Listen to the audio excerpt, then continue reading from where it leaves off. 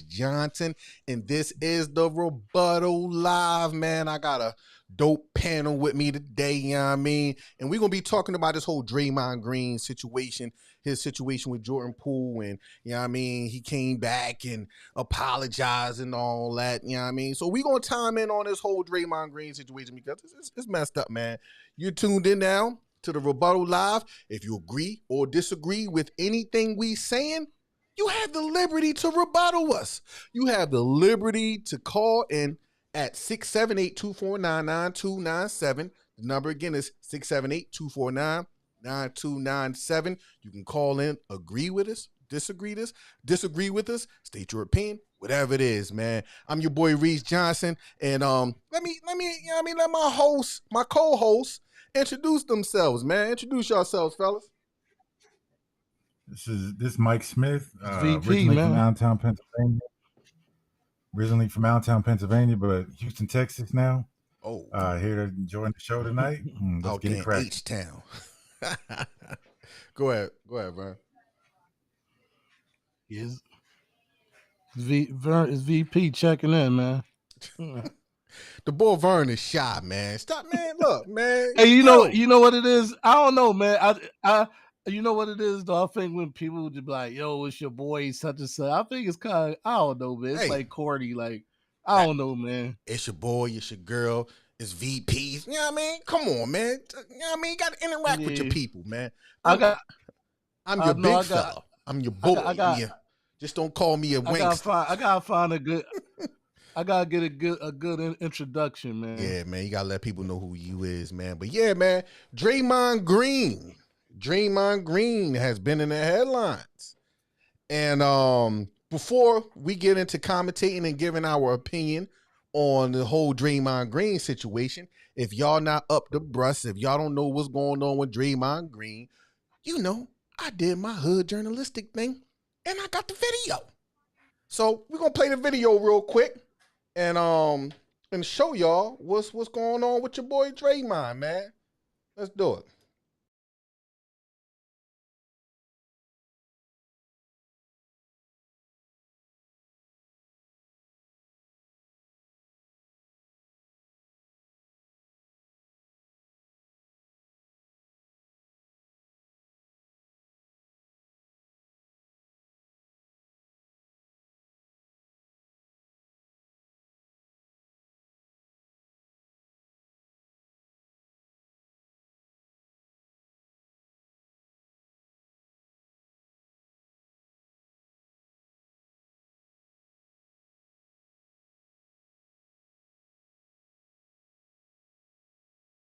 This.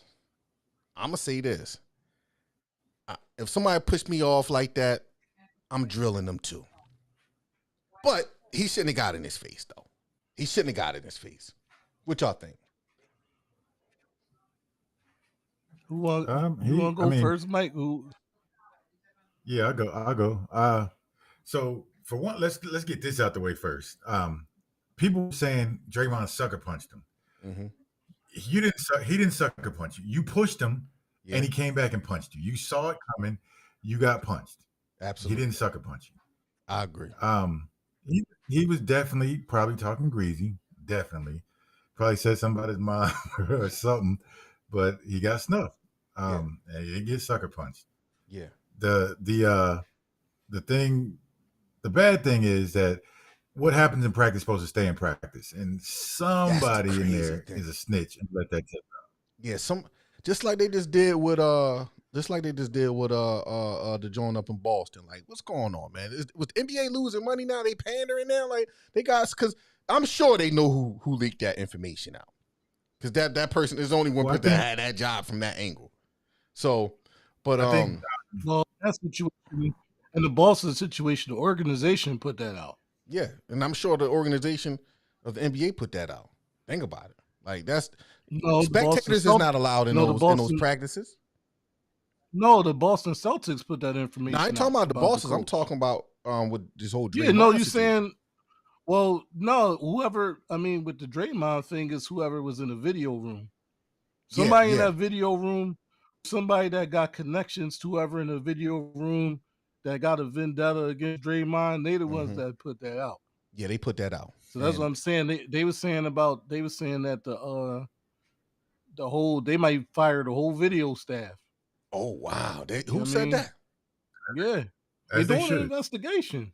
Oh wow. Yeah, they're doing an investigation. They need to, because that shit is staying in house. I mean, but as far as the punch, I mean, I think it was a sucker punch, because you ain't thinking in practice. You know what I mean? Maybe back in the day, but you ain't thinking in practice now that a dude gonna sucker punch you.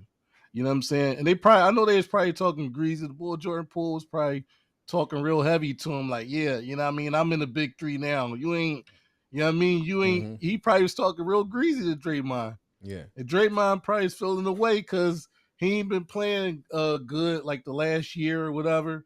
So he probably feeling like, this young bull think he's gonna take my spot. Yeah. Yeah, he probably think like he think he's gonna take my spot. You know what I mean? But Mike don't seem too convinced. Nah, but listen, it was a sucker move, man, because if that's one of the young dudes, this dude's supposed to be the leader.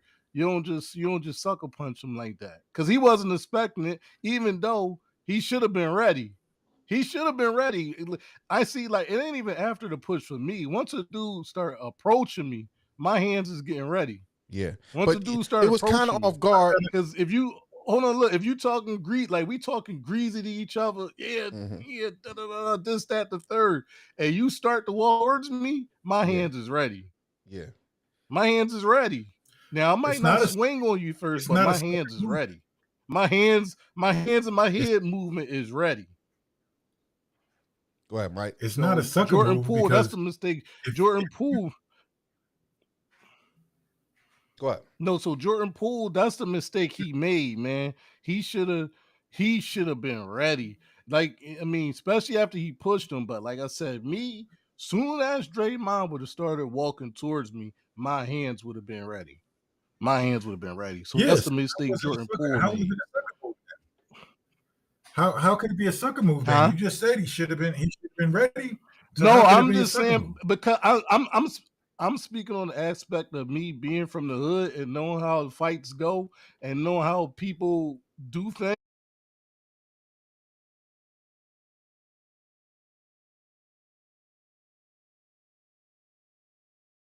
Setting.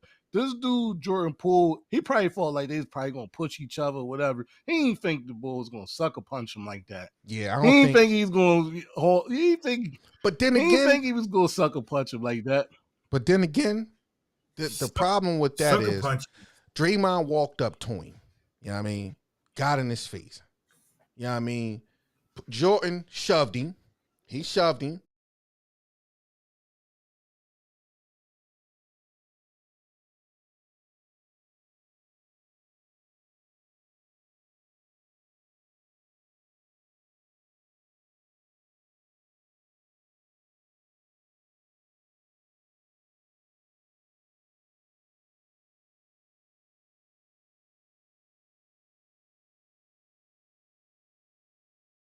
I think he baited him. I think he baited him into the whole thing.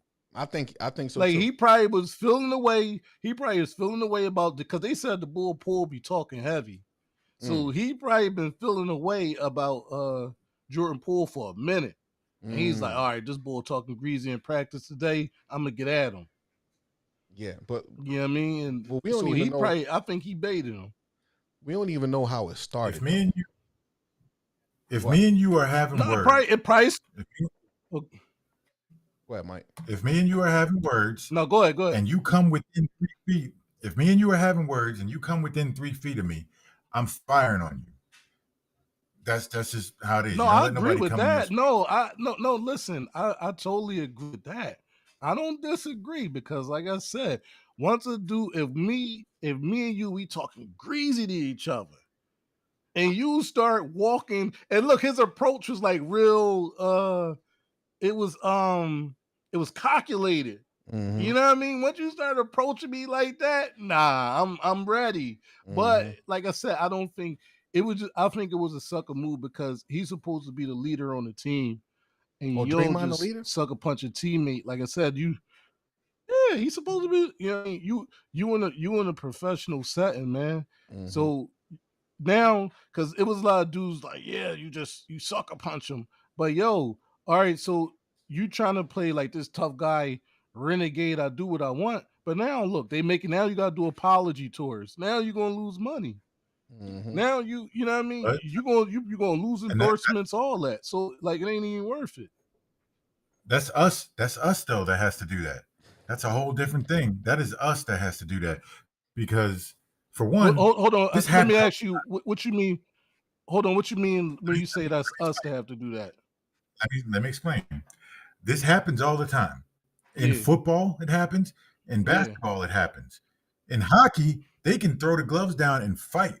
They can get it in until they hit the ground, and they go to the You penalty know why box for that 5 is minutes though? and come back. Because it's white people. Yeah. When we do something like that, we are animals. You got guys that throw their gloves down and fight in hockey, but then when the Pistons got in a fight in the Palace, it was the worst. It was their thugs. It was the worst thing that ever happened. We're not allowed That is to absolutely exhibit true. behavior like that That is at all. But that's why I said. Tempers But boil that's over. why I said Draymond.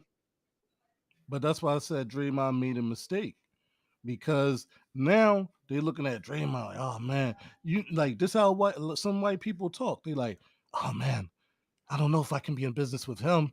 He can't control his temper. You like, you know how they start talking. Yeah. He can't control his emotions and this and that. So he might have had endorsements, business stuff on the table, all type of stuff.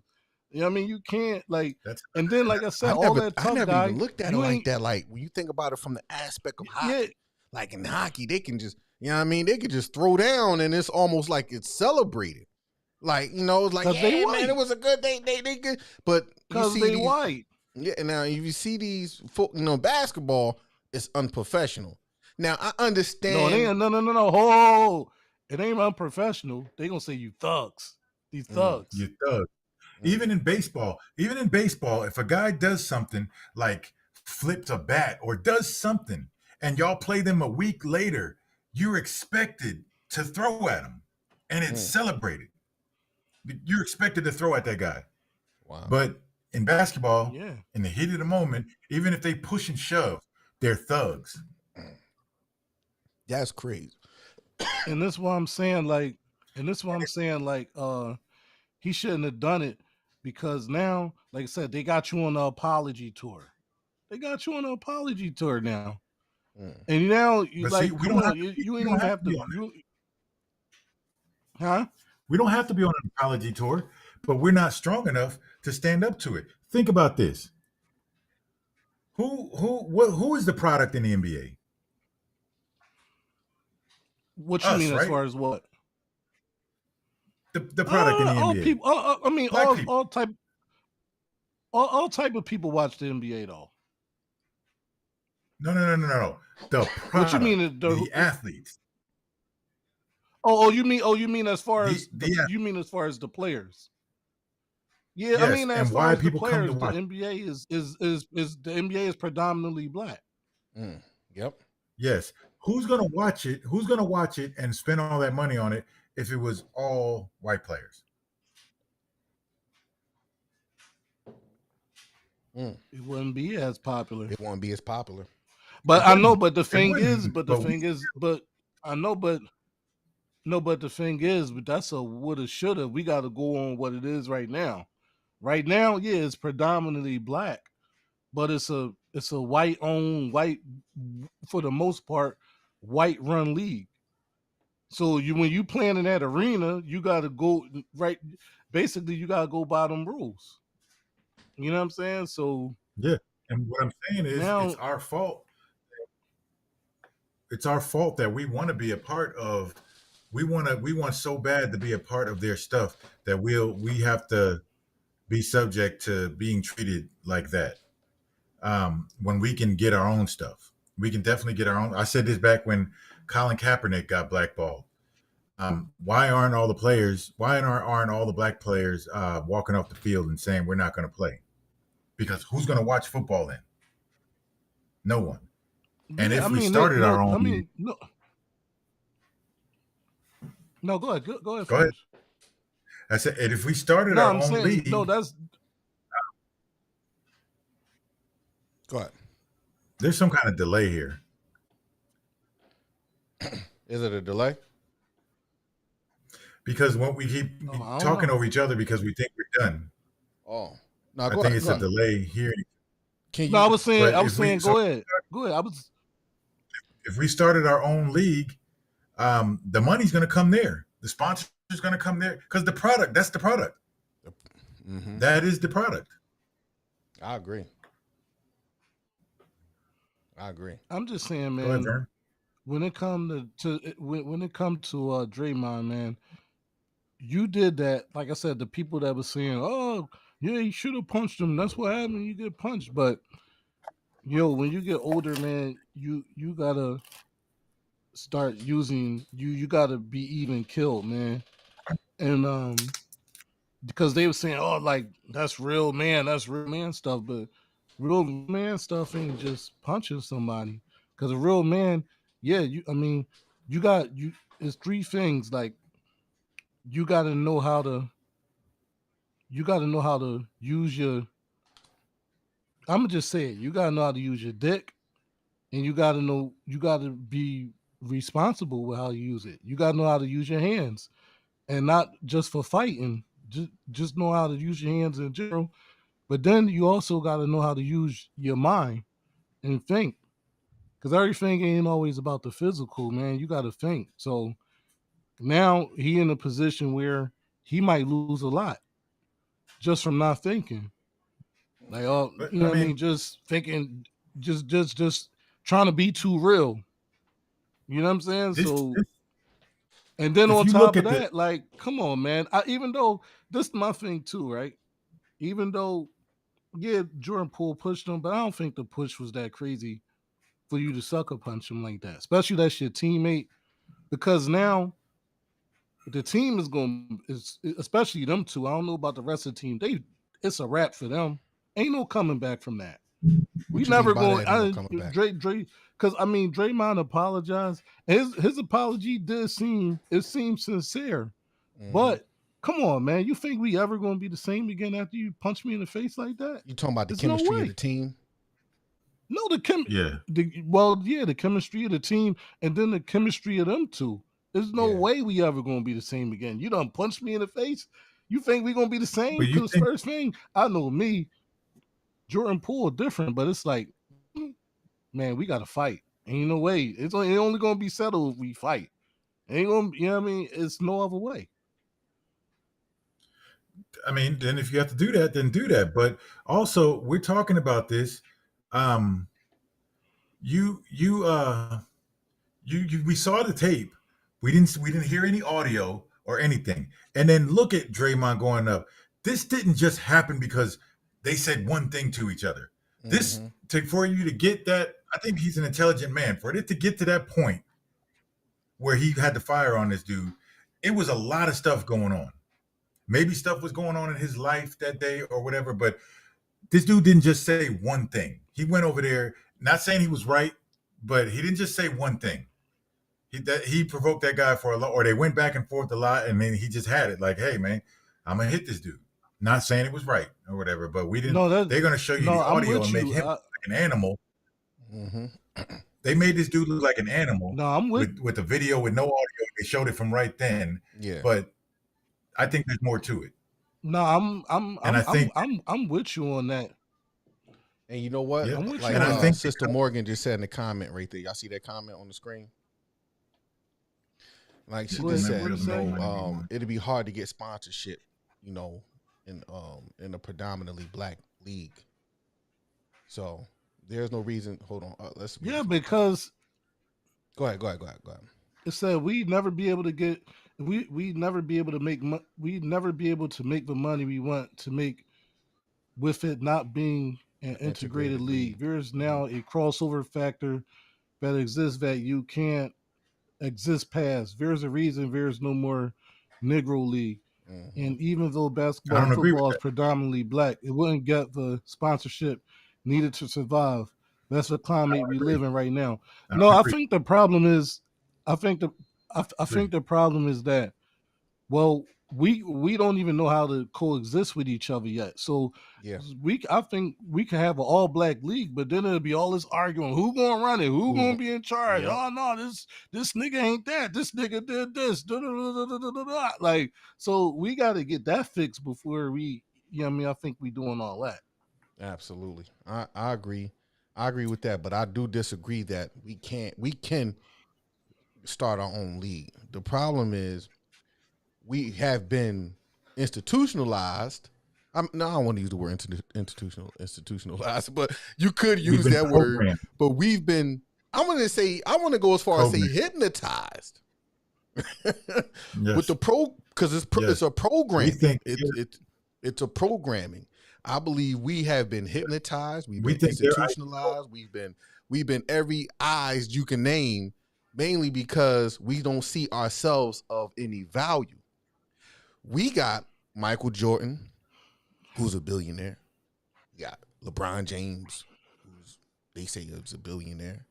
You got, Magic Johnson. Now I'm only gonna name people in the NBA. You got Magic Johnson, whom they say is close to $1 billion. You got who else? Who else you could think about? Shaq. Shaq is doing it like crazy. He's worth a pretty penny.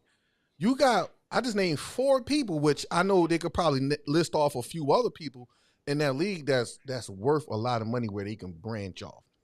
But the problem comes in where will we get sponsorship? Because the league is based on sponsorship. Everything in the league, commercials, different endorsements, and all that stuff. So that will play a factor because these endorsements and these other businesses come from other white-owned businesses, for the lack of a better word. You see what I'm saying? So there would have to be like a okay. Go ahead. What white player sneakers did you go out and buy last year? Shoot, none. Nobody's. I'll wait. Nobody's. You got LaMelo. LaMelo has a line. LeBron has a line. Michael Jordan still has a line. And so on and so on. All these black guys are sponsored by the money's going to follow. But the problem is, like he was saying, we are programmed and hypnotized to think that everything that they do is better. And that's why I don't agree with the young lady who wrote in. The Negro Leagues stopped because we thought that their ice is colder. Yeah, because we had a league. Because they said something about like Jackie Robinson. You saw that? He telling the truth on that. Like it didn't stop. It didn't stop because the Negro League couldn't make it. Like they wanted to integrate. He wanted to go over there. He wanted to go over there and integrate. Yeah. Because like he said, they thought the white league was better. Think about how many people lost their jobs and businesses because the Negro League went under. Because we wanted to run over there. Think about this too. Yeah. My daughter goes to Prairie View, right? HBCU down here in Houston. If you go look at the campus and look at the facilities, nowhere near what they are at, say, Texas A&M or Penn State or something like that. They're not. And we have, but we don't even get the athletes to go there. Our athletes won't go to those schools because they think that to get on, you got to go to Alabama or you got to go to Ohio State or whatever. Yeah. We don't even go to our own stuff. We don't support our own stuff. We don't. We don't value each other and our own stuff. And this can go into a lot of other things. Like if you watch the award shows, you watch the Oscars. All these black actors are at the Oscars hoping to win one of their Oscars. And over the 100 and something years, 102 whatever years they've been giving out the Oscar, it's been less than 20 black actors have gotten an Oscar. So that's telling me they think we can't act or they just don't want to give it to us. But if you go and watch something like the BET Awards or something like that, a black actor will win that and the person giving it will have to accept it for him because they don't even show up to the thing because we don't value each other. If I'm telling you this, I do stand-up or I did stand-up. If there was a Steve Harvey Award and I got the Steve Harvey Award, y'all wouldn't be talking to me like this. Y'all wouldn't be talking directly to me right now. You'd be talking through my agent or somebody. I'd be that big headed because I got the Steve Harvey Award, because I would be proud as hell to get something from a black person. Gotcha. And we're not all like that. That is true. Y'all tune into the Rebuttal Live show, man. Look, call in if you agree or disagree with anything we saying. We would love to hear your perspective and your point of view. We're talking about this whole Draymond Green situation. We kind of like segued into how can black people integrate, or how black people integrated into a lot of the sports, like we see the National Basketball League and, association, the NFL and all that stuff. But if you call in 678-249-9297, 678-249-9297, call in, man. Go ahead, Brian, what you were saying. And going back to what Mike was saying, I disagree with the lady too. We can get the sponsors. We can get the sponsorship, but even like Jay, I don't know if you see the Jay-Z interview where he's talking to Kevin Hart. He was like, "Yo, we got the money, but now we got to learn how to sit down with each other and no egos be involved." Because Jay-Z was basically saying that's what keep us from doing stuff is the egos. Now I believe that to be that's what to kind of piggyback off of what Morgan was saying. I understand what she was saying. I believe what she's saying is that there's kind of like no way around it, because any corner you turn, we're gonna have to do some type of business. Like, okay, let's say there is a Negro League, basketball league. No, we're going to have to go to Nike to get endorsements. No, listen. Or Reebok, Adidas. No. No, you can create your own shoe company. I understand that, and nobody ain't saying that you could. Nobody ain't saying you could, but look at the legacy. Look at the foundation of where Nike is already at. Whereas if you start, let's say if somebody start a new brand of sneaker now, it's not going to be. They're not going to have the capital. But listen, to sponsor Tyree, anybody. I know, but Tyree, what would Nike legacy be without Michael Jordan? I understand. What would Nike legacy be without LeBron? So that's what I'm saying. They need us. But at the same time, but that's not the argument. The argument is the fact that you still will have to do business. I know. I'm saying no. And we would. That's what I'm saying. We're not saying like don't do no business with them, but we need to be running our own stuff. You can do business with them for sure. Absolutely. But you got to Mike basically saying we basically saying running your own league. Yeah. Now Morgan just posted another comment, because there has been such and say that again. What'd you say, Brian? What? Well, no. I'll just put the. No, I ain't say nothing. Well, okay. Morgan about to call in. Go ahead. You can call in 678-249-9297. And then listen, let me say something. Going back to the Draymond, right? That's what I'm saying. You now, because listen, we not back in the 90s or whatever. We're in this age of social media, everything, right? So you gotta be even killed, because now these for your endorsements. Now they looking at you funny. Now everybody looking at you funny. They looking at you crazy now. So you gotta be like even killed, man. You can't just go off. No, go ahead. What you saying? Like you said before, yes, we got to be even keel for us, because yes, we need to be even keel, like you said, for us. Because it's the right thing to do. Like, that was not the right thing to do, but we need to be even keel. But we don't need to be. We get some of the stuff that we get because we give them so much of our money. If we kept our dollar in the black community, things would be a lot different. And we can go back to history and see that if we go and look at the Black Wall Street in Tulsa, Oklahoma, where our dollar stayed in our community, we thrived. We thrived until they came and burned it down. Hold on just a second. But listen, we got the caller on. Let me just get this off real quick. Are you there, caller? All right, let me get this off real quick, though. Hold on, I'm here. This is Morgan Mallory. This is Morgan Mallory calling. Okay, you hear us clearly? Yeah, I can hear you guys. Okay, clearly. cool. Well, let Vern finish his statement, and then you can yes, piggyback right off of Vern. Please. Go ahead. Vern. Absolutely. All right, listen, right? Even if we did have an all black run league, right?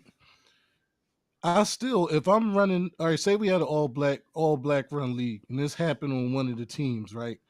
I'm still gonna give a heavy punishment to Draymond because you messing up. Not only you messing up the team chemistry, you messing up the money, and you messing up my investments. If I'm invested in Jordan Poole because he a great young player coming up, and I gotta pay him, what if Draymond would have broke his jaw?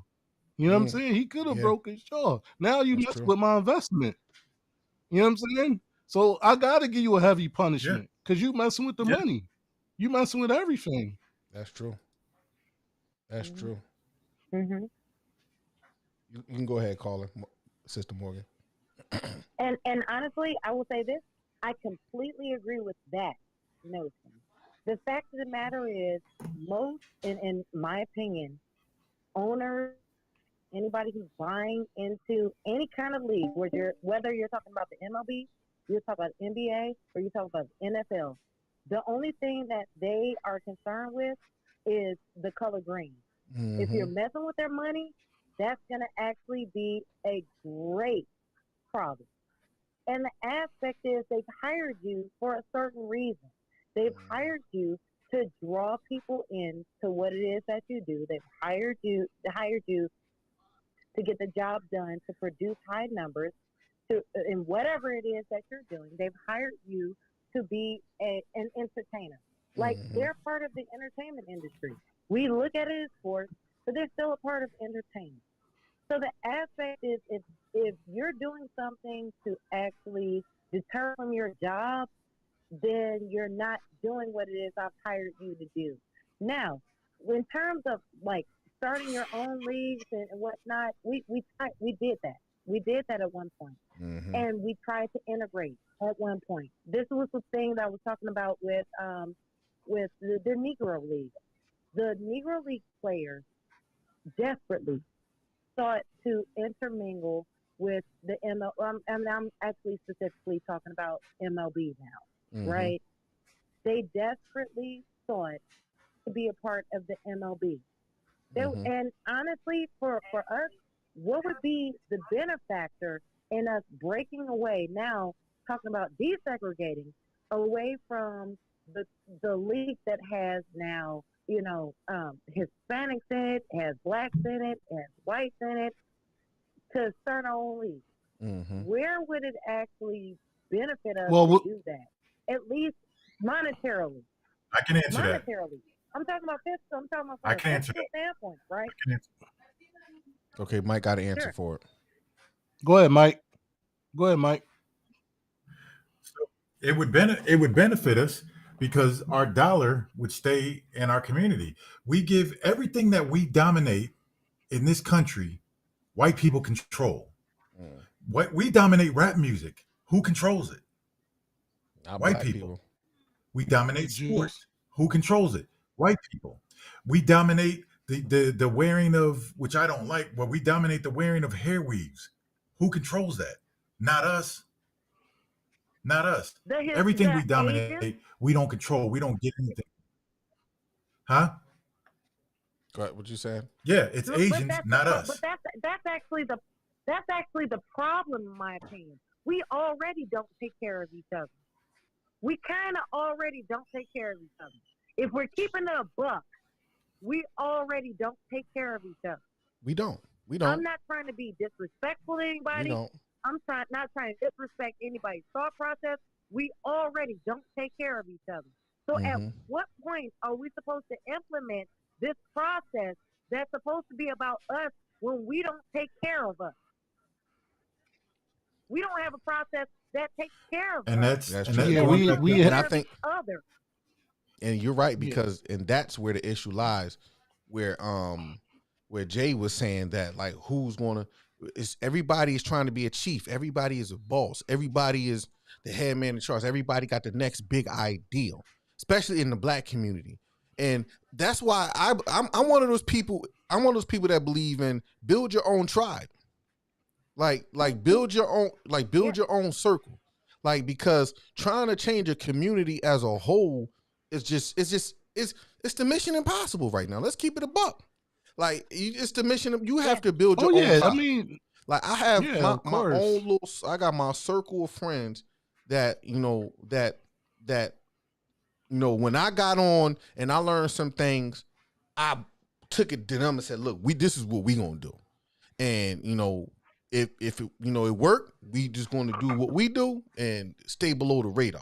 Now, I understand that we need to do things for our community, but here's the fact of the matter. Like, once you start going outside the community, our community is not developed to the point where we can look at each other's achievements and be like, man, I really respect what you did and where you come from. But on the flip side of that, you got people that's going to start looking at you like, man, he think he better than everybody, this, that, and the third. And they thinking about trying to rob you and stuff like that. Yeah. So the problem with the black community is that we have to start building it. It's kind of like how I'm a believer in Christ, right? One thing I respect about when I look at how Jesus walked, right? He picked 12 dudes. Now, one of them was a snake. Yep. But out of 12, one, you know what I mean? You got a caller? I didn't mean to cut you off. Huh? Do you got a caller? Yeah, I got another caller calling in. You got a caller? Yeah, I got another caller. Oh, yeah, because I'm hearing the beeping sound. I'm like, yeah, whoever's calling in right now, we have a caller on the line already. Hold the line. Hold the line. You have your turn. But yeah. So whoever was that calling, go into the message and drop a message, and then I'll let you know when to call back once the caller we have is done. But that's the problem. We need to just focus on our circle, like Jay-Z said. Like, I'm not, Jay-Z said, and God did. Rihanna made billions. He made billions. He made all these people in his close proximity circle billionaires or millionaires and all that stuff. They all eat. That's his tribe. That's his tribe. And that's what we need to do. We need to build our tribe, because now, guess what? If we building tribes, right? We building our own little circles that we all making money in our own little circles. Now we come together as a community like, look, listen, this is what we all bring to the table. You see what I'm saying? But we too busy trying to fix everybody who ain't really ready to be on the level of mindset that we're on. You see what I'm saying? Like, I'm on that mindset. Like, I'm like, man, look, I'm in this position. It's only right that I go, with my homies and like, all right, look, this is what we gonna do. This is what we could do, and we gotta focus on us when it work, and then we branch out, because everybody know people outside their circle. You know what I mean? So then you go affect the people that's not in your immediate circle. You go affect that other person's circle and give them the game, and then let them do what they do. You see what I'm saying? So on one hand, like the big three, agree with that. Like the big three with Ice Cube. Hey, he's doing it. He's doing it. But but look at his sponsors. You know what I mean? A company is nothing without either their sponsors or the board members. So you gotta look at say that again? No, you're gonna have to use agreeing with you. Mm-hmm. Yeah, you definitely gonna have to use outside sponsors, because I didn't mean to cut you off. Go ahead. No, go ahead, please. No, I was saying, we definitely got to use outside sponsors, because we don't got big enough companies. All the big companies is ran by them. So we definitely would have to use outside sponsors. So that's why I'm just saying, like you were saying, I do agree. Like, you got to change what's immediately around you. Like, you can't. Anybody thinking like, I'm gonna just change the world, and it's not gonna happen like that. It ain't gonna happen. You gotta change what's immediately around you. Exactly. The problem we have to change. We have to change our thinking. That we live in, the culture That's true too. The culture that we live in right now, right? the culture that we live in right now is too intermingled, right? It's been integrated for a little bit too long. We work in corporate environments where we have black, white, Hispanic, Asians. You know, we work in or we live now in neighborhoods where we have been accepted, you know, quote unquote. If you could see my hands holding up the quote, quote unquote, accepted into neighborhoods where now there's white, black, Hispanic, and Asian. Okay, so well, that's everything is primarily so because intermingled. that's primarily because black people wanted to go into those neighborhoods. It's not they wasn't coming to us; That we is was going to and, them. and listen, I don't think, Well, and I yes. don't think, Well, I yes. don't think we accept it. I think we tolerate it. I don't think we Oh, yeah. accept it. Yeah, it's very much. I think we tolerated. tolerate it. Yeah, but can I say something I don't real think quick? we Can I accept say- It it. can I- doesn't Just- matter. we It got doesn't even tolerated. matter if Can I it's say something? accepted as much.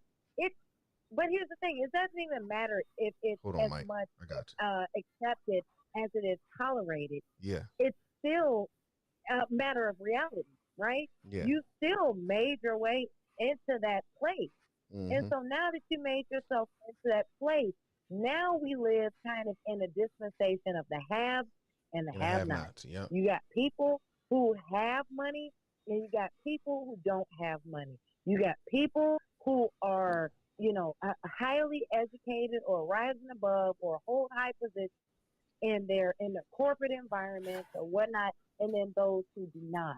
And all of them kind of identify with each other, no matter what color they are. And so, like, for us to say we're going to totally switch, it can from work that, though. and we're gonna. It can work, but let How? Mike had something to say. What you had to say, Mike? Sure. I'm sorry. That's No, it's it. okay. He was saying, Vern was saying that we tolerated the neighborhood and stuff. That's not the thing. I said before, we have to change how we think because we are programmed to hate black people. Black people, we hate each other. And here's the example of it. Every time a black person goes to college and becomes a doctor or a lawyer, what is the first thing he does when he's from the hood? First thing he does is he goes out and he buys a home amongst white people, and he feels he made it. He lives in that good neighborhood now with the white people. Instead of and he get a coming white back woman. to the hood, that's a whole different story, but yeah. So instead of coming back to his hood and buying that beat up house that's on the corner, fixing it up and living in it and going to work as a doctor or a lawyer every day from that house. And you know, that would save the neighborhood, our hood. That would turn our hoods around because now kids would have something to see instead of a pimp, a prostitute, or a drug dealer. They would have a doctor or a lawyer to see because our kids in our hood, they don't see success. They don't. It's not achievable or attainable for them because they don't see anything like that. Because when it does happen, I got my let me check. piggyback off of that because Mike. let me tell you what I did. Right? Oh no, hold on. Let me say something real quick. No, I think Mike was. No, Mike, I'm agreeing with you. What I'm saying is, no, you're right. This what they do, what we do, because we get out our hood and we be like, man, I'm gonna get away from these niggas. You know what I'm saying? But you go into these white neighborhoods and they don't like you either. They just tolerating you. But you have, but it's the risk factor there is that you ain't got to worry about them running up in the crib. Man, you got but you now you're going to tolerate their ignorance because they don't like but you black gotta worry people. about them sabotaging you too. You're right. But they now, can do stuff. Now to let me make tell you your what's life crazy, live in right? hell. When I first moved to Atlanta, right, I did my investigation. I said I want to move to a prominent black community. I moved to a prominent black community. It's called Lithonia, Georgia. If you look it up, it's a very upscale black community. But what they don't tell you is that the school system is attached to the Atlanta school district, which is one of the poorest and least funded education systems in our country. So my son, even though we lived in a very nice, prominent black neighborhood, lawyers and actually daggone what's his face? Big Meat's house was around the corner and all that stuff. like right down the street from Eddie Long's church, as a matter of fact. But even though the neighborhood is, you know, is a dope, primarily black neighborhood, the school district is trash. So you got upscale neighborhood people going to school with, you know, the poor, lower class people, and it's messed up. I remember, man, my son, and I took him out of the school literally the next day. A dude approached him about selling weed the first day he got in school there. And my son, I'm glad he came and told me. I'm glad he came and told me. Like, oh, the next day I said nope. And my wife, she, you know, from there she was homeschooled. She homeschooled my daughter and my son from that point. I said, nah, we ain't doing that.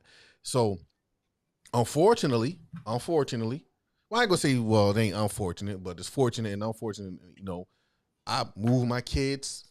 You know, we moved north of, you know, Georgia. We moved North Georgia in the sticks. You know what I mean? And amongst, but I am, you know, with Mike people though, that's not our own, and ain't had no problem ever since. I am with Mike. No, but we got to build. We do got to stick in our community, because look, I love you, because black man. I respect you, black man. Listen, I identify with you, black man. But that's exactly what ends up happening. I grew up kind of in the same type of circumstances, where I was in a situation in South suburban Chicago where they shut Cabrini Green down. Anybody know about Cabrini Green in Chicago, right? Yeah. They shut that down, and a lot of the people who were living out there, like, I know they had their own type of circumstances. I'm being sensitive to that. They moved into the suburbs. You know, Argyle Gardens was the same thing. They shut that down. They moved them out to the suburbs. They built houses, and they were out in the suburbs. They were going to some of the schools that were out here. And the schools ended up actually really being a little bit more dangerous than they were before. And like, I'm not even saying like, oh, the white people left and they flew, they went where they were. It was all black, and it was beautiful, and it was great for a while. And then it got more and more dangerous. The teachers flew, they left because they weren't getting paid what they needed to get paid. The school district didn't have the type of funding that they needed from the state, and then, you know, like the maintenance went down, and so did the security. So it wasn't safe to go to school. It wasn't clean in school. We didn't have updated information, and then on top of that, like, you had people who were trying to make you affiliate. So my parents, I'm talking to specifically me, like, not anybody else, right? But just specifically me. My parents looked. My dad will tell you all the time. He was like, listen, I went to school, and I went to get my daughter, and the first time I went there, first day I went there, you know, I broke up a fight between a girl and a girl. The second day I went to pick her up, I broke up a fight between a boy and a boy. The next day I went there to pick her up, I broke up a fight between a teacher and a parent. And that's when I knew it was time to kind of go somewhere else. And that's what we deal with, unfortunately, in a lot of our communities.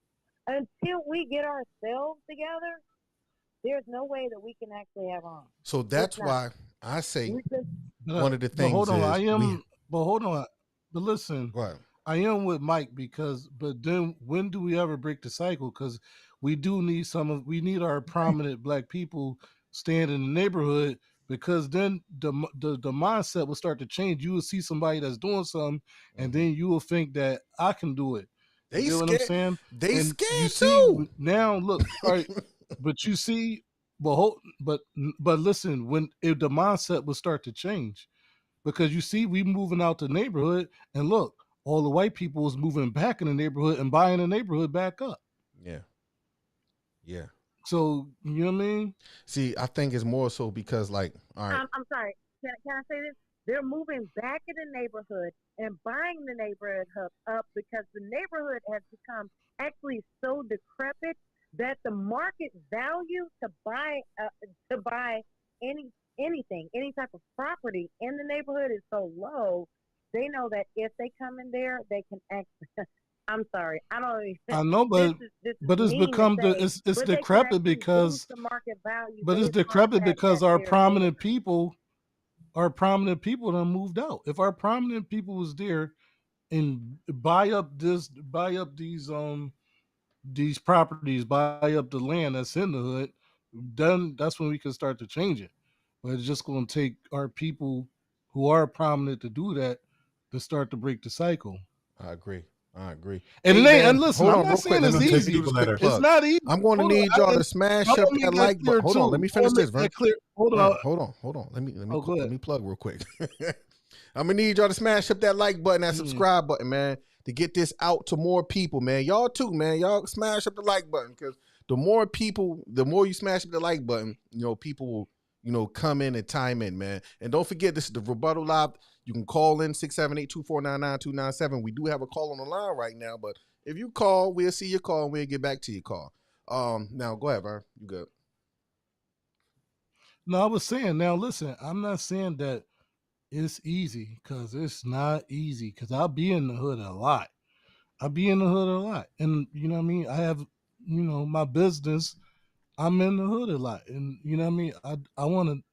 It's nothing more than uh I would like to help my people, but I know it's not easy either. It's not Yeah. an easy thing. So I It's ain't not see gonna be it. an I easy ain't making task. it. I ain't trying to make it seem like it's simple. No, And this is Yeah, not at beyond. all. because And to be listen, honest, our people is Yeah. hard to deal with. Ain't our people not easy to deal with. no. So And then to be it's not honest, it's easy, not gonna. but we It got to can't. do it. I ain't gonna say it can't, but it won't start with people like me and you because let's say we move back to the hood, we just gonna blend in. Like it ain't. We can't bring no No, that's significant not true. change to the That's hood. not true. How? What Yes, can you we No, I'm do? can. not gonna say. I'm not Yes, you gonna can. say that. I'm What not Yes, can you gonna we say do? can. that. I think it does start Yes, you can. with people like you all who have that kind of mindset, but can identify with it. Can I also add this? I will add something about myself that a lot of people don't like, or you can probably tell by how I talk or whatever. I'm not from the hood. Like I was born and raised in the suburbs. Like my parents had an income that was pretty high, and and actually it ended up being in a version of the south suburbs that is not. It doesn't identify with the hood, Mm-hmm. so I can't identify with the hood. Okay, I'm speaking just as a black woman. Mm-hmm. Period. I can't speak from as a black woman who lives in inner city of Chicago. I'm not able to And, do that. My and cousins, Tyree, you yeah, could make a absolutely. I can difference call them. They can, Well, the if you difference I brought your make, if you brought your business to the hood and teach people what you know and so on and and so that's what I forth. do. Like Yo, you can make a big difference. Yeah, but and that's what I'm saying. You can start to make a big difference. believe it or You wouldn't not, just like have to blend a in. lot of people that I help understand finances and credit and all that stuff. That was my whole purpose of doing what I do in the community because unfortunately a lot of us black people don't understand how money and finances work. The importance of yeah, buying property, and one of the quickest way yeah, to obtain wealth is in property because you can buy a yeah, house now and the equity go. You can get $200,000 in equity just out in 2, 3, 4, 5 years, depending on how yeah, how that area is growing. And I know that firsthand yeah, from the properties that I buy.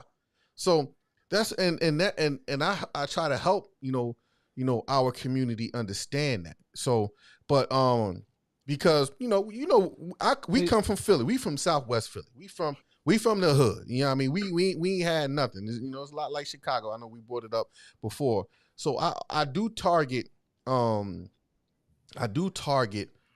my community and trying to help them understand how finances work. But the problem with going back to the hood for me is how, like, I got 3 boys, right? I know you become a product of your environment. You do. It's just one of those mm-hmm, things. So with me having three yeah, boys, yes, I'm moving different. I'm moving how I'm supposed to move, but that doesn't mean my kids gonna move how they supposed to move. and especially being in the hood, and especially if their friends find out, okay, yeah, your dad is this, your dad is that, and now you see what I'm saying. The influence on your kids is gonna, it's going. You're like, man, I didn't raise you like that, but it ain't the fact that how you raised them. It's the fact that how they became a product of their environment. Because here's the thing: they at school 8 hours out of the day. Come home, got to do homework for 2-3 hours. Technically, when you get home from work, you probably literally spend no more. They say like the average parent spend less than an hour with their kids a day. Yeah. Yeah. So your kids is being raised by society. So if you don't put your kids in certain circumstances, that's why, a lot of our white counterparts, their kids are in sports. I think us as parents, we don't take the time to spend with our kids. Well, and it could be some of that is laziness. And I mean, you could be tired from work. Factors. I get all that, but we got to put in the effort to spend with our kids.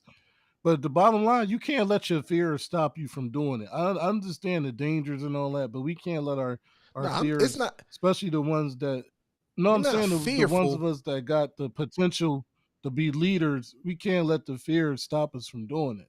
It's not the fact of being fearful, but you do have to be cautious because you're not living for yourself. Now, for me, if it was just me, you don't. If it was just me, that's a whole nother story. You know what I mean? That's a whole nother story with just me. But I gotta think about you definitely do gotta be cautious. Yeah, because like you can move right. Like it's like the same thing about your family. Like that's I'm not telling you. Listen, we from the hood, right? We can move. We know how to maneuver. We know how to move through the streets. My sons don't. My sons, my kids don't know how to move through the streets. You know what I mean? Like real. I can't take my kids to Southwest Philly. They'd be like, what?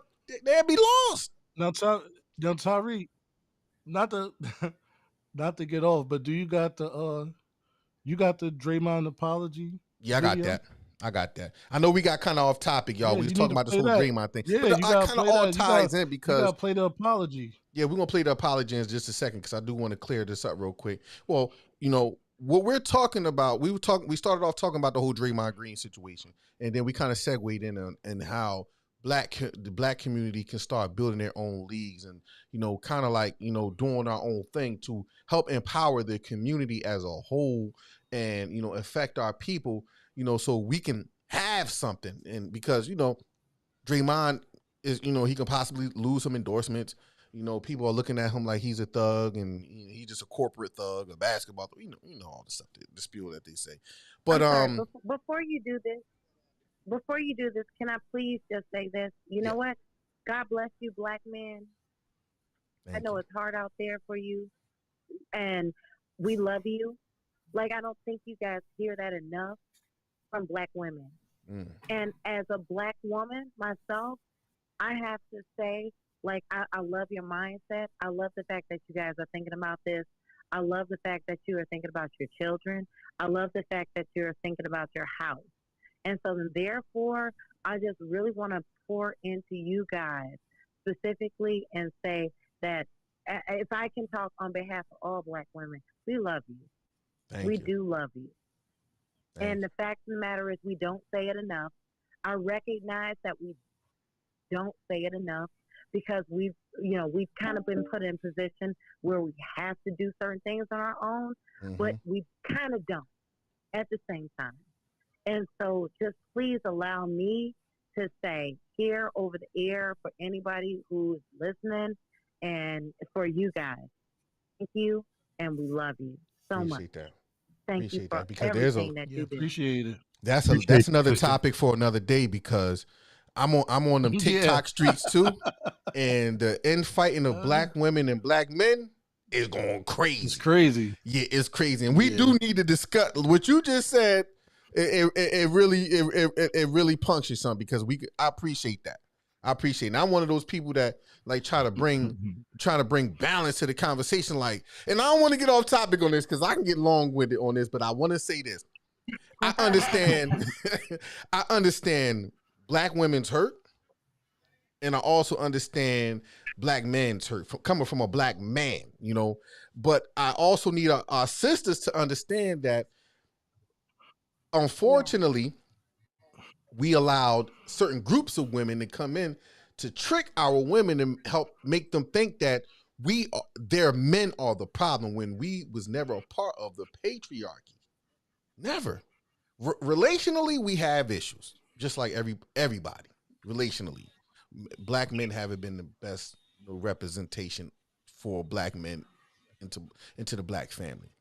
But I don't want to get long winded on this because this is something. But yeah, don't go too far into that. I want to have you on the show. We're gonna have you. Hopefully, we can prepare for this show sometime next week and talk about and break down, because it's important to have a woman or part of this conversation, because you don't want all men talking about these issues, because it's gonna kind of come off like it's misogynistic. And I don't want, because you never want to have that kind of conversation. We don't want to have that conversation one way, because we're men and we could talk from a man's point of view and say women this and women that and women that, but we don't want to do that. We want to bring balance. But that's all I wanted to say. I'm gonna play this of Draymond Green's apology real quick and time in on that. I was wrong for my actions that took place on Wednesday. And for that, I have apologized to my team. I have apologized to Jordan. And, I wanted to take that a step further, with the event yesterday, with the video leaking. There is a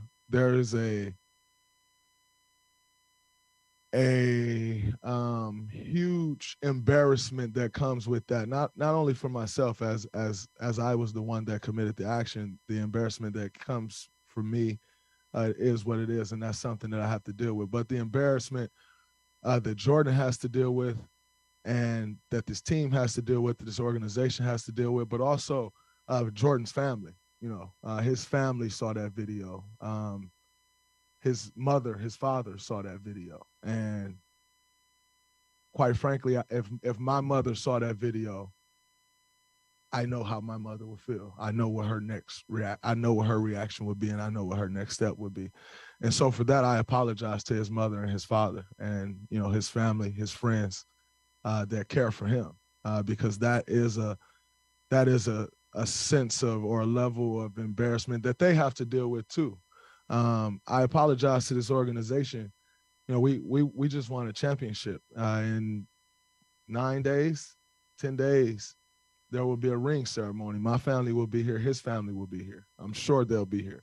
And quite frankly, that's an elephant in the room. That's something that, it's weird, and on a night where it should be celebration and love, and it still will be. But there is like this dark cloud in the room, and I caused that, so I apologize to his family and just what they've had to deal with over the course of the last 24 to 48 hours. And I will do what I have to do to make that right. Yeah.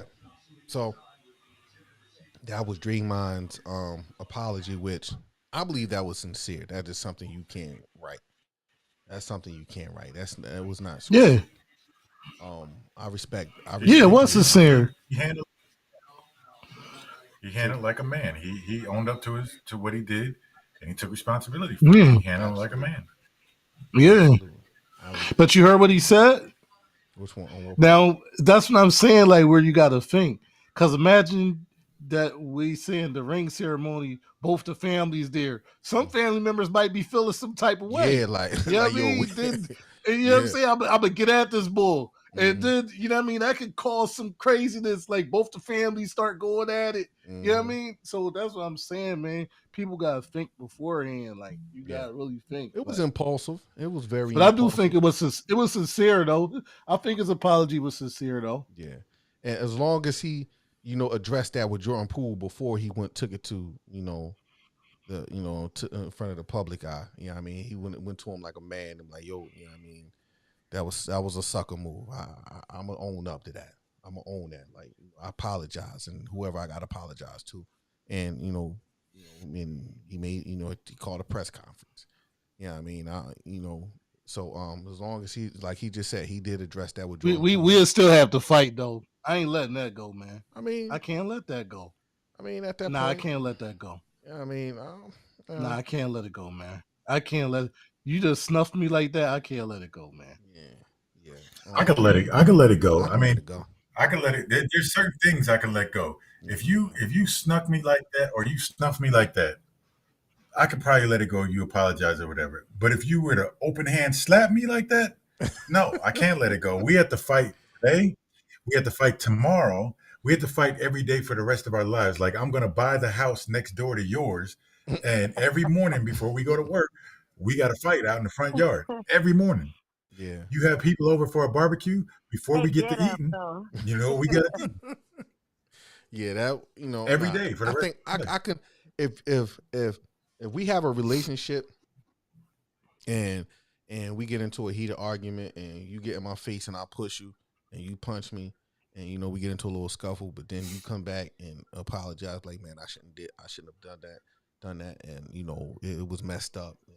And, I mean, it was a total embarrassment. We was in the heat of the moment, yada yada yada. I can let that go. I mean, I ain't gonna I'm not gonna be all in my feelings and be like, no, I got to get my get back. I mean, it ain't, I mean, because even if let's say y'all rumble just to get it off y'all chest, it still ain't gonna be the same. I mean, it still ain't. I can take this sincere apology and move on. You know what I mean, and keep it moving. Just don't let it happen again. You know what I mean? Like, nah. Because now the tape is out. The tape is out, man. And you know what? I would petition. Now me personally, whoever put that tape out up there in the video room, they job is in jeopardy. Their job is in jeopody. Their job is in real. jeopardy, but because that like tape I'm gonna is go out. to coach, I'm gonna go to the GM, I'm gonna go there. Listen. Whoever did that need to go because they don't have this organization best interest in mind. Because this is just something. This is just something that shouldn't got out to the public. It just shouldn't have. But that's the media. That actually has to do with the media. Nah, like that was somebody. That was somebody on their team. No, yeah, that was somebody in a video department. That was somebody TMZ. That was somebody within their within what it was. Within their organization. What it was, somebody, I think somebody in the Mm-hmm. organization, somebody in the organization got a vendetta on Draymond. And they got somebody in that video department leaked, and TMZ, TMZ offer whoever that check. Yeah, they gave him that check. That video, we're gonna get you that check. So what if it? What if it was like all right. What if it was like what was the situation with Nick Young?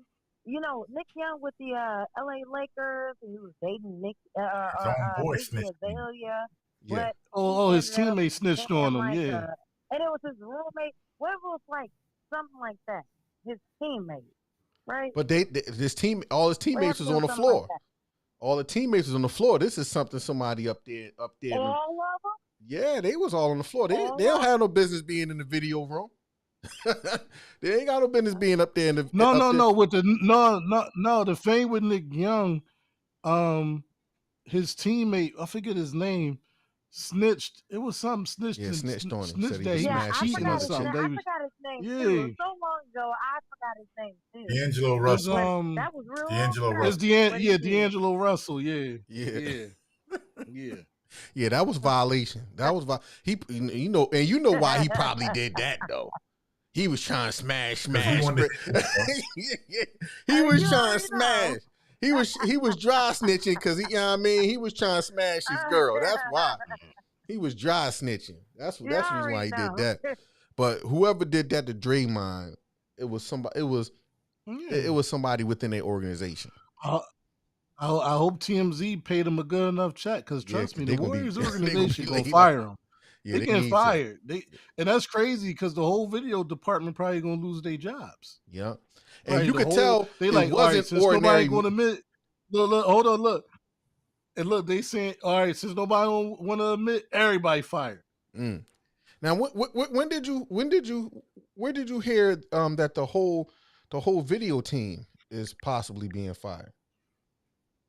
Because Golden State, the organization The organization is investigating it. They know that who in charge of the video. There's only a few people that could be in charge of the video. Mm-hmm. So they know who got access to the Wow. video. Mm. There's only a few that can have access to that practice video. Yeah. So they know. So that's what I'm saying. It's a shame So for you whoever think they in the did video it department just to did. do dirt? Yeah. Well, TMZ paid a check. Yeah. Yes. TMZ paid a check. Wow. They did it because Wow. they put that out there because he was getting too big with his podcast. He was calling out the media, saying that they were the new media and this and that, and he was getting too big for his britches, according to them, and they set him up. And I don't agree with you saying that they're gonna fire all the people in the thing. Let me tell you, I think if they're white people up there, they're not gonna hurt white people for us. Not gonna happen. So you don't think No, but what? you don't think that that you're not going to hold whoever did it accountable? Slap on I the think wrist. they will. Well, I mean, Nah, I but think they gonna even if they fire- do, we probably would never know. Yeah, They'll we'll def- never know. Yeah, they'll definitely keep that under the wrap, and he'd be at Yeah, we'll somebody never else's know. organization. So yeah, Exactly. There'd never be no evidence. yeah. Never.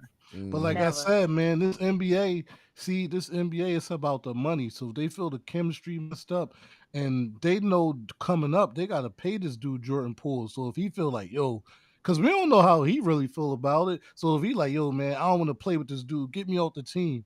And now that messed things up, I'm telling you, people will get fired. And Jordan Poole was a big People- factor. He was a big factor in them winning. That's what I'm saying. Not bigger than Draymond Green. That's what. Oh, last year, yeah. Yes, Last year he was the third. He was the They don't third win guy. that championship. Yeah. They don't win that championship without Draymond Nah. Green. He was not the third. No, they don't. They don't win it without. Jordan I Poole. forget the guy name they got from the Timberwolves. What's his name? Damn, I'm having a brain freeze. From the Timberwolves. It was him. They got him from the Timberwolves. I forget his name. It's like I'm having a blank right now. But Draymond was trash in the playoffs. It was Jordan Poole. He was trash Was he in the really playoffs. trash? When did you ever Yeah. see Draymond averaging 30 points a game? Never. You've I always know, seen but Draymond he was- hitting single digits. His I know, impact but on in the the game. playoffs, last year he was like a liability on the floor until the last couple How? of games. And Defensively, he was never a liability on the floor. I'm talking about Tell me where he's a until the liability. last. He played okay. He played okay in the last couple of games, but up until then, throughout the playoffs, he was trash. He wasn't playing well. Yeah, you And heard it a was lot. Jordan Poole. Yeah, you heard a lot what's, about Jordan Poole. What's the and, dark skinned boy they got from Minnesota? I keep forgetting. Hold on, I think he should have been an MVP of the finals. It's I'm gonna pull up the roster real quick. I'm forgetting his name. It was Let me pull up the it was roster. I don't know why his name's not in my head either. it was Steve. Is he a starter? yeah, he started. They got him. He started in the All-Star game. They got him from Minnesota. Damn, I don't know All right, how I'm so the forgetting Golden this State dude name. roster. You got Steph Curry, Draymond Green, Jordan Poole, Klay Thomas, Andrew Wiggins, and John White. Andrew Wiggins. Yeah, Andrew Wiggins. yeah. Yeah, he was the X factor for them in the playoffs. He was could the have been X the factor, X factor, especially but on defense, Draymond Green is who holds that team together. As far as defense, as far as they do not win a championship without that guy. All four of them, they do not win. Yeah, Draymond Green is definitely a presence to be reckoned with. On defense. I don't know listen. I don't know how much of the playoffs you watch, but last year, Last second. not saying. Well, he He was playing OKD, but he was a liability on the floor for a lot of them He's games. not a liability. He's not the one you call on to score. Yeah, he's not. So He's not the one you call on to score. But he's he the one wasn't that's, even. He wasn't playing. But he wasn't playing great defense either. He wasn't He playing was. great, and that's his calling Wait, card. Nah, he wasn't. When he isn't when he isn't executing on the floor, he's kind of a liability. But outside of that, no, Yeah. he's not. Like he actually No, isn't for the most part a liability. He's not. no. Like, When he he's at actually his executes best, more than when he he's at doesn't. his best, he makes the Golden State Warriors run. He they defensive anchor, and he kind of like a point forward. Mhm. But I'm just saying, But last he year, does. But I ain't he talking about also years does. previous. But he also He's a big part. No, Draymond Green is a big part of the Warriors. I'm not saying that he not. I'm saying that last year in the playoffs, right, because he I'm was trying to playing. say because he also does force turnovers. He forces a lot No, of, I'm and just saying. then rebounding. No, I'm just saying that Yeah. last year in the playoffs he was horrible. But Okay. overall from go through Gold State whole championship run, he's a big part of why they win. He a big part of that. But I was just speaking on last year in the playoffs. Mm. He was Jordan Poole played more of a part to him, and now the NBA is like a 3-point shooting scoring league, so Yeah, everybody they gonna wants to favor do. him. And now that they So got the big man, they got a big man now. They got this big man, the young dude Wiseman. Now Golden State looking like, man, trash. Draymond, he expendable. He's trash. Draymond expendable now. Draymond averaged Oh 8 man, rebounds. I don't know. I can't look at Draymond Green and say that he's expendable just yet. I can't Yeah, because Yeah, he's he too is. effective He is. defensively. He's too He effective is. defensively, and He's or at 32 least years in old. terms of rebounds. Yeah. Draymond Green is 32 years old, and his numbers is starting to decline. LeBron James is Starting to 38. decline. No offense in I terms know, of but offensive rebounds.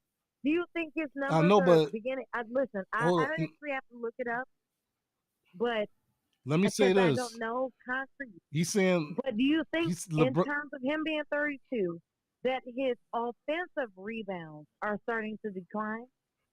No, I don't think All so. his numbers are all. If you look at his numbers, all his numbers have been declining the last few years. Maybe it's because All he his got more numbers. help down there. He don't have to do No, everything. he don't got more help. No, he don't. All his He got numbers have been Wiggins. declining. Right. And no, I'm not making it an age thing, but you said, LeBron is not a good comparison because LeBron is LeBron. Draymond Green is nowhere near on a LeBron level. But He nowhere near that. But Draymond also so got more help. So you can't No, say what I'm saying, his no, numbers is not no, I'm declining saying that. because I'm No, just his I'ma numbers play. is declining. Look at the stats. No, If I'm you not look saying up his numbers is stats- not declining. His numbers may be declining because he has more help.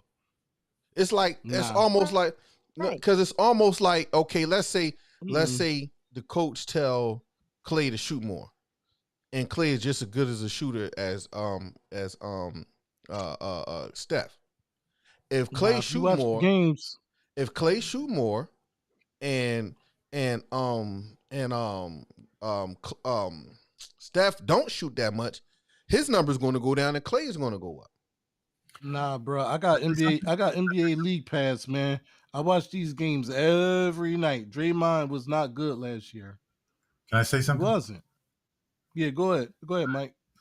So Draymond Green, in the finals last year, he averaged 8 rebounds, 6 points, and 6.5 assists. Some point guards don't average 6.5 assists, and he gets 8 rebounds. Now let's take this even further, because Draymond Green did something that we don't like as Black people. This is what we do. We start to nitpick his game and say he's this and he's that. He's running out. He's washed up, just like we did when Colin Kaepernick took the knee. We had Black folks running around talking about he's a good quarterback. This man took a team to the Super Bowl. It was His a first bad year. call. Was a bad call. But this what I'm. Thank you. But this is what I'm saying though. This is what I'm saying. I don't get like emotional about like when people like do stuff, like I'm looking at it like his play because I'm not a Draymond Green fan, but I understand his impact to the Golden State Warriors. His impact to the Golden State Warriors, they wouldn't have them championships without him. But I'm just saying, last year, matter of fact, the last couple years, because last couple years they had a lot of injuries and stuff like that. Man, And Vern, we need to his get numbers. where your son at, Vern? Because Hold on. your son And is the his sports numbers. fanatic. Vern's son I'm is a like sports, a daggone. I'm telling you, man. Vern's son is like a daggone Wikipedia for sports. Draymond numbers decline have been declining. He has a point. Like not everybody's point sports that needs to be offensive. It can be defensive and still be as effective. Absolutely. Like, yeah, but he was not. They're more of a defensive player that they're less effective. Like, dude. Yeah, but he wasn't the same last year. More of a defensive player who is so strongly defensive. Like, we don't really pay attention to it because offense sells tickets, right? Absolutely. Defense wins games, but offense. No, defense does win games. So defense win games, but Draymond, I'm telling you, no, defense doesn't win games. Defense doesn't win games. No, defense wins games. Yeah. No, offense wins games. Defense wins championships. No. Yeah, I agree with that statement. Well, no, yeah. I agree with that statement. No, he's right on that. I agree. He is right on that. You need to score. You need to score. No, I said that wrong. He is right on that. Well, you can stop. Right. Look, you can stop a person all you want. During the regular season, because what do you mean? During the regular season, offense do win games. Offense win games. Defense wins championships. I agree with that. Defense win championships because you got to be able to stop the stars on the other team. Because Yeah, but I'm just saying, Draymond been in decline though, man. Google me. Really? Pius the 10th high school. Google me. Huh? I said Google me. Y'all gonna sit here and say that legit defense wins championships. Absolutely. Yes. But defense and that's the age-old saying. Huh? That's what they say all the time. That's the saying. Offense wins games, defense wins championships. Absolutely. That's a fact. Offense sells tickets, but defense wins games. Of course. That's the same. Well, of course, people come to see the offensive players. I understand what you're saying because nobody really come to see Draymond Green. They come to see Steph Curry. I understand that. I understand that. But the offense does sell tickets. But the rule of thumb, the rule of thumb, and the concept of the sport is offense. What was the saying again? Offense wins games, but defense wins championships. Because let me tell you something. In the playoffs, defense wins games. Let me tell you why it makes sense that saying makes so much sense. Because let's say if two teams who got extravagant shooters on the team and they just shooting it out, but nobody's playing defense, right? The game is going to go like this, really boil down to the wire of somebody missing a shot. But if you have a shootout team that's playing good defense, that's stopping that team from scoring, allowing your team to make points. So defense will take it. Defense is the deciding factor between the person who's going to win a chip and the person who's going to lose. Am I honest? Because I understand that. I understand it because I would rather my defense, especially if the game is down to the wire, I would rather my defense pick up than my offense because we all just can't be shooting. You see what I'm saying? Yeah, in the regular season, offense win games, but the defense do got to pick it up in the playoffs. But but you got those special players that you just can't guard. It's guard. You can make it hard for them, but there's certain players that you just can't stop. Yeah, like Steph Curry. You just got you just gotta have players. You just gotta have players that make it hard for them. There's certain players that can't be stopped, but you got to make it tough on them. Yeah, Steph Curry. I see Mike made a face. Tough. Steph Curry is one of the players that's hard. Like he can just shoot from anywhere. Yeah, you can make it tough on stuff. Don't say he's hard. Don't say he can't be stopped. You could. He does not. The only way you can make it tough on him if you put a double on. You make it tough. No. But it's great defensive players. Let me that tell can you something. It tough on them, but you're not going to shut Steph Curry down. Because not only can he shoot, he's fast and he can make it to the paint. He can make it to the hoop. So his ball handling ability. No. Steph Curry's not really. Yeah, Steph Curry's not really fast. He's just crafty with the ball. But that's Steph what I'm Curry's saying. But that's all he's not fast. He's crafty when you set a screen and the center gets on him. That's when he's crafty. No, because when a point guard's on him, I'm talking about now. Let me clear that up. I'm talking about in a 101. In a 101 in scenario. 101 Steph Curry got handled. So man. if the center, let's say they center from the Golden State pull the center out of the paint and leave the lane open for Steph Curry to do his thing against his defender. Steph Curry is going to beat his defender no matter how good he is every time. You're smoking crack. Yo, every time. No, it depends. No, you wrong on that. Who's going to defend him? Well, it depends what. Who's going to defend him? Name one. It's players that. No. Listen, it's players. We can say. Don't generalize it. Let's narrow it down. Listen. This. It's guys that you're not going to totally shut him down, but it's guys that can slow him down. Ooh. A Kawhi Leonard can slow him down. He's not going to stop him, but he can slow him down. Kawhi Leonard? It's guys that can slow him down. In a 101 situation. Yeah. Let me say this. For one, he's not. Whenever a point guard is on him, he gives the ball up. Watch the games. The NBA now is set a high screen, come off of it, and get matched up with the center. Then he can dribble the ball and get to the basket. But when a guard is guarding him, he's giving the ball up and running off 1,000 screens so he can shoot a three-pointer. He does not have game like that where you can say, "Here, Steph, we need you to give you the ball with 7 seconds left, and you need to get a basket for us." No, he's not Michael Jordan. Yes, he can. He can do that. Yes, he can. Steph can do that, man. Steph can do that. Steph can do that, man. I watch his ball handling skills against another. Steph got handles, man. Steph got handles, man. Yeah, his handle is crazy. I watched his handles when people doubled him. Now, no, I watched. Listen, I'm telling you, I'm an NBA fanatic. I'm saying there is a lot of screens being set in Golden State. They thrive on that setting screens and passing, setting them picks and all that stuff. But Steph Curry can go 1-on-1. Steph Curry can go 1-on-1, man. He can go 1-on-1 against a center. Not against centers, man. Do you not have to hide him on defense? Man, they wouldn't even put what center they gonna put on Steph Curry. Hold on. Well, no, you don't always gotta hide. It depends. It depends. It depends who the guards is. If they playing against bigger guards.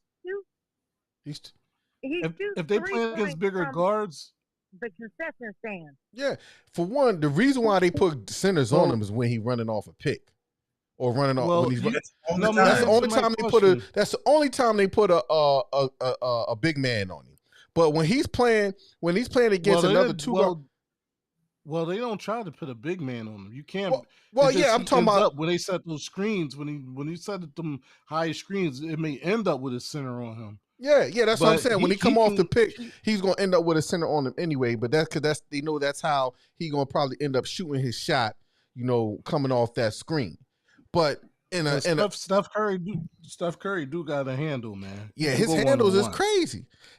Between his handle, Kyrie Irving's handle, like, come on, they had like. Well, his handle is not better than Kyrie's. No, I ain't say. I ain't say that. I ain't say. But it's up there though. His handles is just as I ain't gonna say just as good. Kyrie can get out of some sticky situations with his handle. But so could Steph. Yeah, he can, but his handles ain't Kyrie. What you looking at, Mike? His handles is not Kyrie. Y'all gotta look at the game. Maybe I watched the game, man. I watched the game. I know. I look at it as a coach. Steph Curry does not beat anybody with the ball except centers. They set a screen. He beats centers. That's not true, man. When you put Patrick Beverly on him, he's giving the ball up. He's giving it up. Nah, Patrick Beverly is an aggressive defensive player. I remember a game he cooked Patrick Beverly. He cooked him. He cooked him by screening him off and him shooting 3 points. No, I seen a game one-on-one where he was cooking Patrick Beverly. And you know what I mean? It's just that what Patrick Beverly is, he a pest. He make things hard for you. Yeah, he make things annoying for you. Yeah, he's you know an what I'm aggressive. saying? And yeah, he get player. up in you. Yeah. So he make you work. Patrick Beverly make you work. And that's what you want a defender to do. Yeah. Like, you know what I'm saying? But show me a game. One game. Pull up one game where last year where Steph Curry had 30 points, but he had 10 2-point field goals. Let me look it up. Show me one game. Repeat that one more time. Show me one game where Steph Curry had over 30 points, but had 10 2-point field goals. But you're saying that to say what? Wait. His game is not like that. His game is hitting threes, coming off screens, hitting threes, or getting switched on to a center. He is not fast enough to beat NBA point guards. He is not.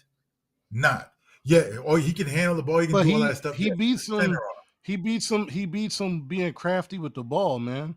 He beats him by he came off a pass. He got a pass for a 3-pointer. You came running at him, and he goes to the basket because you're running at him, closing out on him, or it's a center on him. He is not. You're not saying clear out. Let's run a 1-4 and Steph beat Patrick Beverly. Not gonna happen. He's gonna have to give up the booty, meaning turn his back with the ball, turn his back, and give the ball up because he cannot handle that pressure from a guard in his face. No, I don't agree with that. Okay. We're gonna disagree on that, man. We gonna disagree. I've seen him do it, man. I've seen him do it, man. I've seen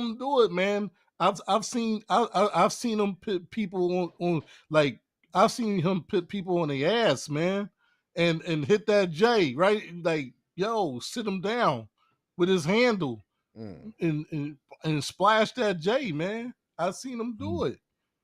I mean, we're gonna disagree on it, man. We're gonna disagree on that one. Hold on. We're gonna disagree on that one. I got something here. I'm about to play. Now, I do understand what you're saying. Yeah, he do come off a lot of them high screens where it ends up with a big man on him, and he do his thing like that. But he can get his shots one-on-one. I'm about to play a clip. Hold on. You know what? Let me do this real quick. We about to play. I was wrong for my actions that took place on Wednesday. We're gonna do something real quick. He gonna play the video of Chris Paul falling. With him stepping on. Lays it up and in and draws the. He gets hit. What you doing, Tyreek? Maintains the concentration on, and you're sitting and waiting to rehab and get better. That's a terrific pass. That is an absolute. We watch his step. 0 for 3. And Steph on the reload and drops in the triple. Which made the defense shift to give Mike Scott a chance to shoot the basketball and knock down that 3. Beverly and Curry going nose to nose. Patrick Beverly, he gets in people's heads. Like double technical is the call. They just offset each other. Don't mean a darn thing unless either one of those two gets a second technical. In front of Clay. Just a little bit there. Try to make it subtle. Steph with the 3. Getting into record-setting half-time territory. Look at his hand. And look who's Mid-range. Half an NBA history. They're getting close. Curry with a 3. And that didn't come easily. That was work. Steph on the crossover, flipping it up and in. Possession by possession. He's got to climb back into the game. Curry round home that 3. It's his only chance. Yeah, but Steph banking it home. And Steph saw it. Steph turnaround 3 and he got it. He's not playing plays where he going one-on-one, Tyree. Because they don't. You're not watching the games. You just pull up a video and you prove my point.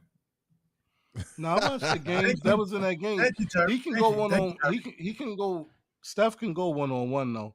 No, I'm listening. I'm listening. The way Golden State plays basketball, I'm not disagreeing with you that they do a lot of screens and high screens and all of that. No, that is true. And the reason why they pull the center up a lot because they know he gonna pull the trigger. They know he gonna pull the trigger. No, they do. Hold on. No, that's the way Golden State play basketball. But hold on. I want to take this time to say that this show is sponsored by Thank You, Tyrese, because Tyrese is the person that will pull up a video and prove your point for you. Thank you, Tyrese.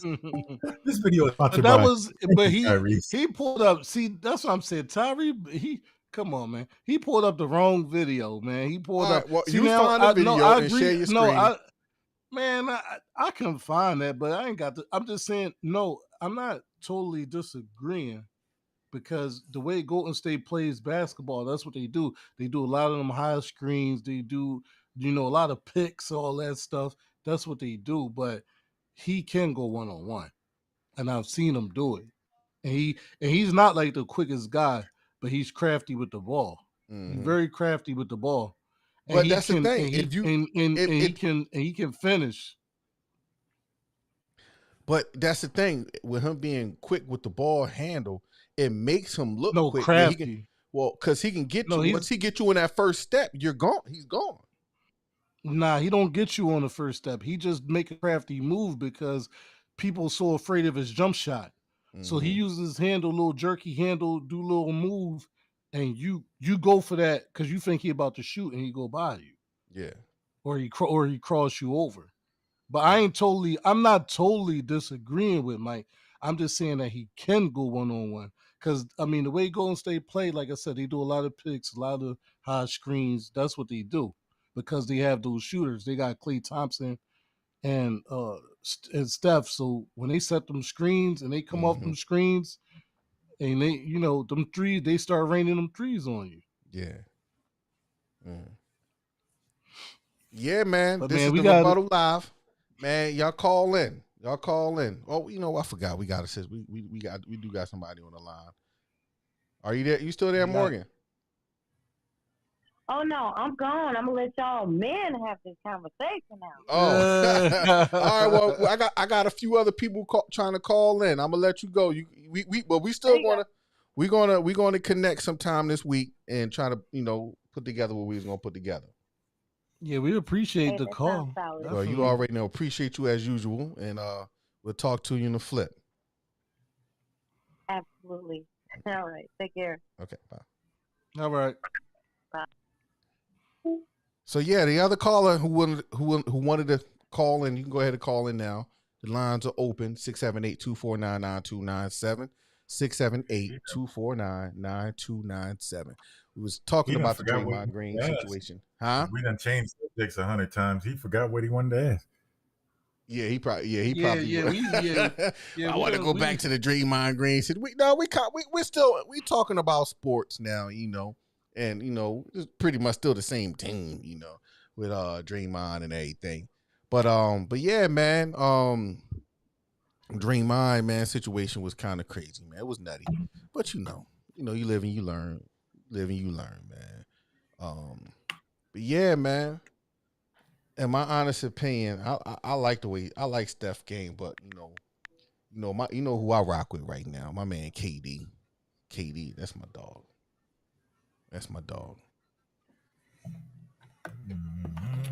I'm rocking with LeBron. Oh, you a LeBron head? LeBron, I respect best LeBron. Player. See, I ain't even. This is a conversation for another day. I don't even want to start. Yeah, because KD, man, he did some sucker moves too, man. What'd he do? Left the team yeah, that's what I'm saying. Yeah, listen, this is for another show, but he made one of the most sucker moves, man. Because by leaving, you was up 3-1 on the Warriors. They beat you, and then you go to them, and you go to them. A team that already won 70 games when you supposed to be, you one of the big dogs. And you're gonna go to a team that already. I'm gonna say this. You're gonna go to a team that already won 70 games. That was a nutty move, man. Let me say this. That was a nutty move. I'm gonna say this real quick. I do believe it was a nutty move going to Golden State, right? But that's what we saying. The problem with what it is he can't do it all himself. You can't. There's no. Saying, we got to stop you. Nobody said that nobody can do it all himself. Michael Jordan didn't do it all himself. No. But we saying you was up 3-1 on this team, and then you went You could have came back the next year, tried to beat them, but you lose to them, and then you go and join them. Yeah. You go and join them. The team that you was up how the old saying? How the old saying? What's the old saying?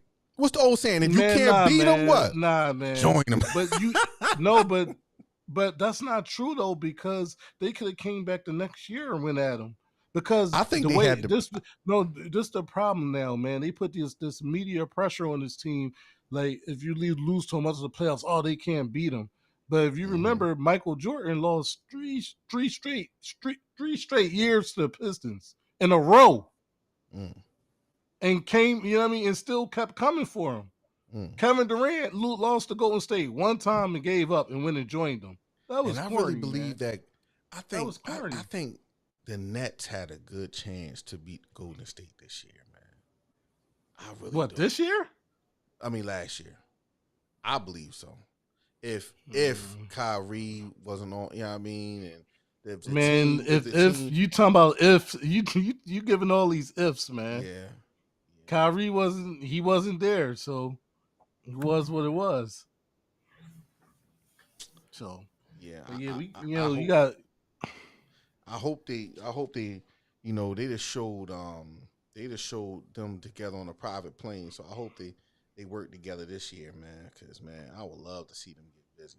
I'm not a Nets fan, but I like KD, man. I want to see KD. I want to see KD do his thing, man, for real. Yeah, no.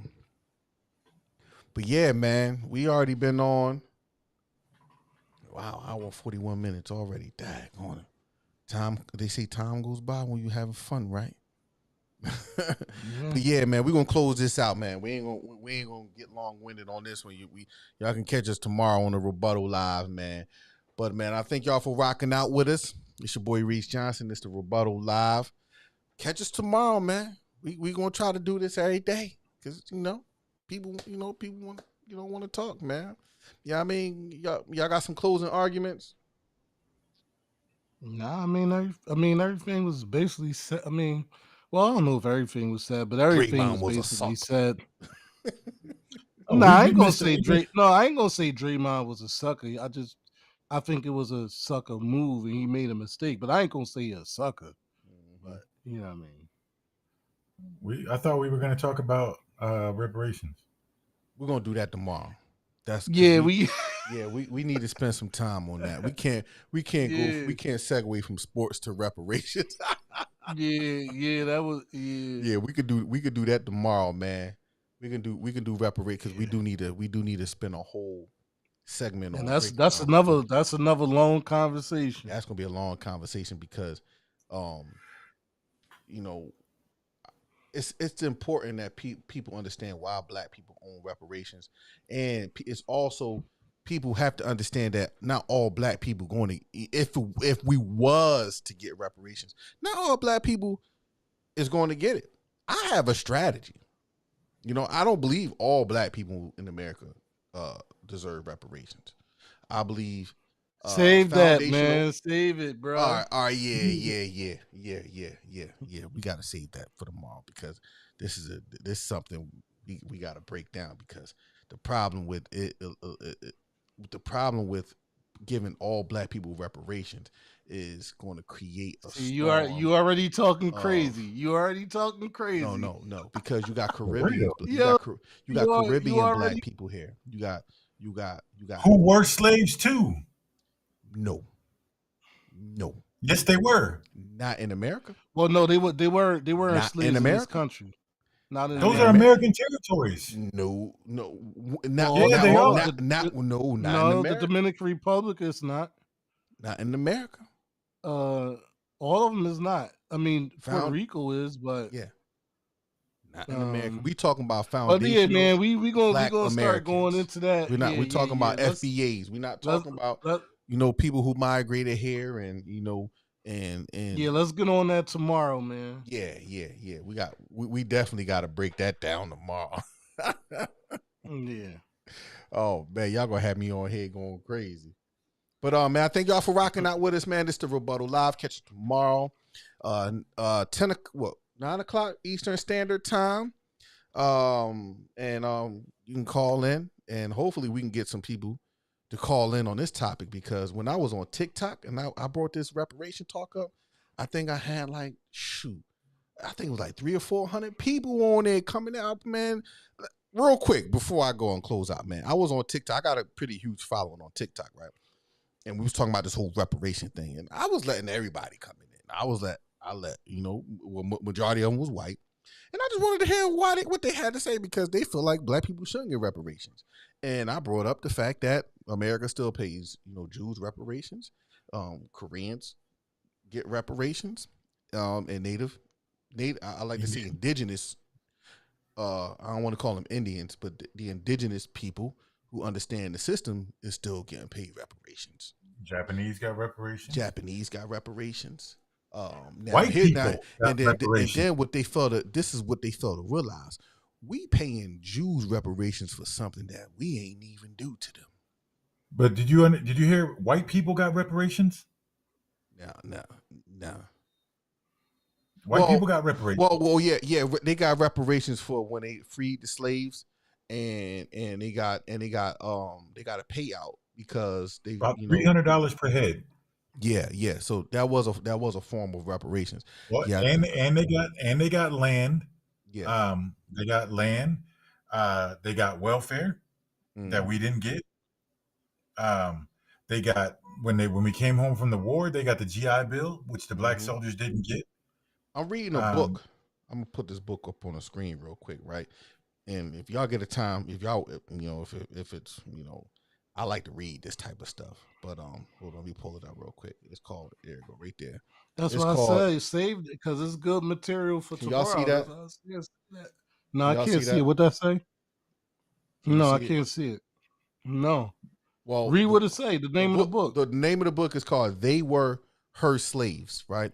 And it talks about how white women broke away from the patriarchy of men and started their own slave trade.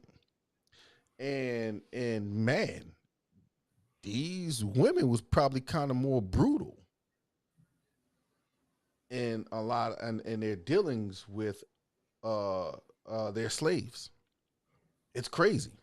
And it talks about how the feminine movement, kind of grew, and and during those times, and man, the book is good, man. You gotta read it, man. It's called "They Were Her Slaves." Really good book. It's an old book, but it breaks down history from.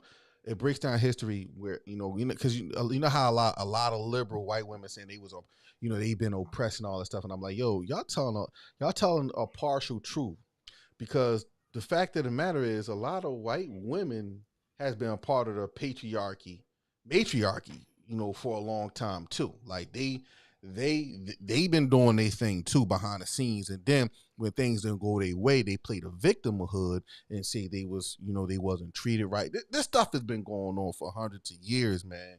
But we're gonna get on this topic tomorrow, man, because this is something that we do need to break down, man.